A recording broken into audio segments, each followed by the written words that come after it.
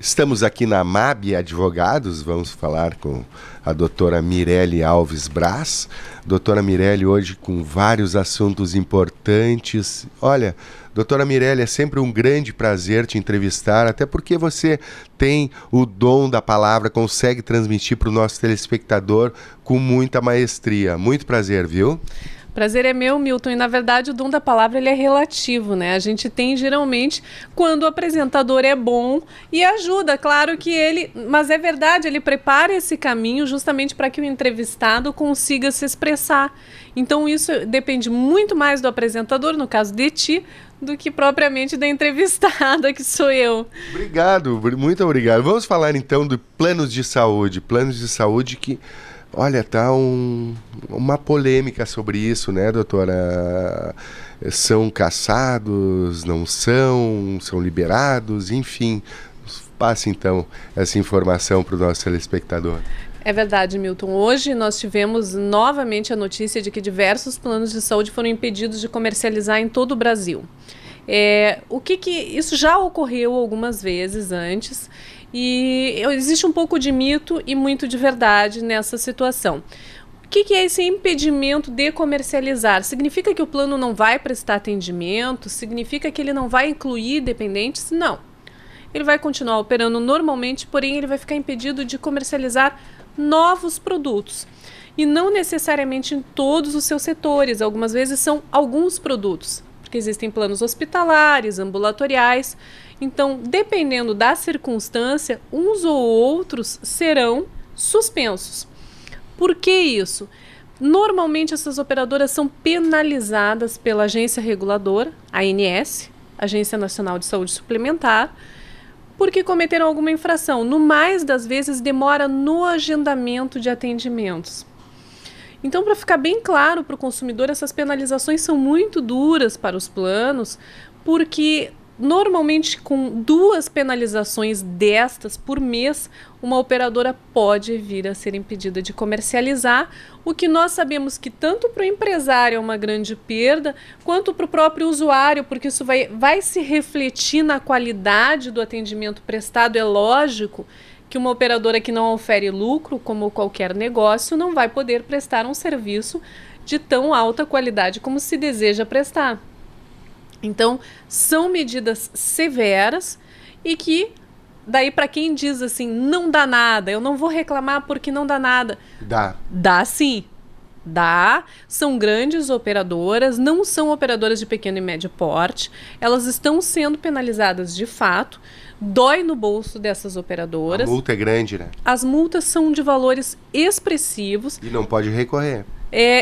Pode-se recorrer, porque nós vivemos num sistema normativo que preza pelo contraditório e pela ampla defesa, porém, estes recursos, eles são meramente, no caso da agência reguladora, para dizer assim, cumprir ou vou cumprir dentro de prazo X, se não cumpriu.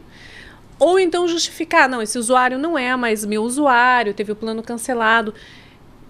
Somente nesse caso vai conseguir lidir a responsabilidade diante da agência reguladora. Portanto, para o usuário que está em casa, não existe apenas a via judicial. É cômodo para nós advogados informarmos, não, busque somente a via judicial. Mas não seria uma verdade, não seria honesto com o nosso telespectador. Ele pode buscar a ANS tanto através de um 0800, quanto através da própria página da ANS e protocolar a sua reclamação, que vai se chamar NIP. Notificação de investigação preliminar, que vai ser encaminhada para essa operadora de plano de saúde e ela vai certamente ter atenção chamada, esse consumidor vai ser atendido se for procedente a sua demanda e a operadora sim vai ser penalizada e a prova disso é essa listagem a qual os consumidores devem ficar atentos. Na própria página da ANS eles vão ter informação de quais operadoras descumpriram. E falar em cumprimento, essas regras valem também para a questão do SUS, das autarquias, por exemplo, como o IP? Pois é, aí tocaste num ponto extremamente relevante, Milton, bastante perspicaz da tua parte, porque assim, normalmente a população tem o seguinte ponto de vista: estou pagando, posso reclamar. Se não estou pagando, não vou reclamar. e parte de dois pressupostos falsos. Primeiro, porque a gente financia o SUS. Sim, nós pagamos pelo SUS. No caso de autarquias como o IP, existem outras autarquias fora do estado que estão nas mesmas circunstâncias, elas também exigem uma coparticipação do usuário. No caso do IP, por exemplo, ele diz que não se submete a essas regras porque ele possui uma legislação própria. E, de fato, possui legislação própria. E a Lei dos Planos de Saúde, que é a 9656 de 98, inclusive, é pré-clara a esse respeito. Ela diz que se aplica a planos privados. Porém, a jurisprudência é maciça a esse respeito de que, sim, autarquias, como é o caso do IP, se submetem não apenas ao Código de Defesa do Consumidor, como as regras da Lei de Planos de Saúde no que diz respeito à proteção do usuário. O mesmo se dá para o SUS. O SUS também possui obrigações em relação a esses usuários. E elas podem ser exigidas não apenas administrativamente, como judicialmente. Porque dizer que existe uma legislação própria, seja para o Sistema Único de Saúde, seja para autarquias federais, estaduais, de qualquer maneira, vai haver uma subsunção, como a gente chama, ou seja, um dever de obediência a leis protetivas do idoso, a Lei dos Planos de Saúde e o Código de Defesa do Consumidor, sim. E o consumidor está ganhando essas causas? E o consumidor tem obtido ganho de causas. É lógico que o direito do consumidor ele não é ilimitado, mas eu vou te dar um exemplo que tem sido contumaz aqui no estado, que é: o cidadão tem a necessidade de fazer um procedimento, seja para extirpar um nódulo de câncer, ou enfim, um procedimento cardíaco, e ele tem autorizado pela autarquia ou pelo SUS o procedimento. Porém, as pinças são negadas e a anestesia é negada. Com todo respeito, meu. Fazer como sem anestesia. Exatamente. Já viste uma cirurgia ocorrer sem anestesia ou sem pinças? Deve doer, né? Pois é.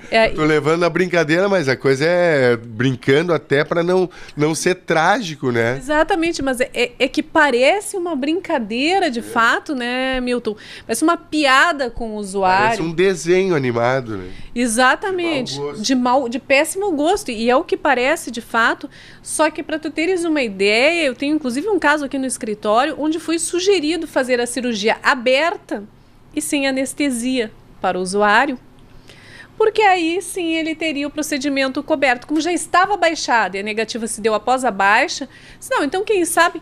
E o que é pior, essa usuária, que é uma pessoa humilde, ela já estava concordando com isso, né, para poder realizar o seu procedimento, porque era um caso de câncer, de neoplasia. Isso é pré-histórico. Isso é medieval, é inacreditável. Então é evidente, e a respeito disso, o Superior Tribunal de Justiça já bateu o martelo, como eu costumo dizer, todo o material cirúrgico, tudo que for essencial ao êxito do procedimento, ele está sim coberto. E quem determina isso não é a operadora, é o médico. O médico disse que é importante. É importante. O dinheiro passou acima de tudo do ser humano, né? Isso é questão financeira, né? Exatamente, isso é uma questão atuarial. É lógico que, como nós falamos aqui de telefonia, de outras questões, dentro de um universo X de pessoas, somente um reduzido universo Y reclama e, de fato, chega às barras do judiciário. Exatamente ou por descrer na justiça, ou porque não tem recursos para custear um advogado. E falar em advogado, agora a doutora vai estar com o Dúvida Legal no canal 11, na TV Urbana, e no 55 no UHF, dando essas dicas. Exatamente, você vai estar assistindo. Claro que dê preferência para o canal 20, né? Mas se estiver assistindo lá a TV Urbana, vai aparecer as dicas 6 vezes por dia, mais ou menos isso, né, doutora? Explique um pouquinho até, faça o merchandising do seu programa. Isso que é profissionalismo, né? O Milton tá aqui permitindo que eu fale do meu programa, Dúvida Legal. De fato, vai ser o que se chama no meio jornalístico um programete, né? Na verdade, que... é meramente para tentar ajudar, exatamente pensando nessas pessoas que não têm recursos para consultar um advogado no momento em que desejam. e que não tem condições, por alguma razão, de buscar a defensoria pública ou assistência judiciária gratuita, que possam esclarecer um pouquinho suas dúvidas. Então, assim, fazendo um parênteses, não é uma consulta, porque seria leviano permitir que as pessoas fizessem uma consulta e não seria nem lícito examinar um caso assim, através da televisão, através do telefone ou de uma correspondência. Mas nós vamos esclarecer dúvidas gerais de consumo e do dia a dia das pessoas, justamente para que elas possam ter um norte. O que eu tenho direito no meu dia a dia? Pequenas dúvidas que vão surgindo. Então, a gente vai tentar todo dia tirar um pouquinho dessas dúvidas. A partir da semana que vem, vai ser um programa diário com em torno de 4 inserções diárias para tirar a dúvida do consumidor. Eu já diria assim, ó, dúvida legal, ter dúvida não é legal. A doutora Mirelle aqui esclarece tudo. Eu deixei aqui o telefone da doutora, o site aqui da MAB Advogados. Ligue, entre em contato, realmente vale a pena. A doutora batalha por você. Muito obrigado, viu, doutora? Não, imagina, Milton, um prazer te receber, realmente tu estás de parabéns pelo profissionalismo. O Milton tá gripado, eu tô com um problema na perna, quer dizer, tô com a perna imobilizada. Que dupla! Estamos uma dupla, mas estamos aqui cumprindo com as nossas obrigações, porque a gente entende que é o mínimo que a gente deve para o telespectador. Então, vamos buscar aí que o pessoal que está prestando serviço, seja plano de saúde ou telefonia, também cumpra com o mínimo que deve, né, o consumidor. Com certeza. Muito obrigado pela audiência.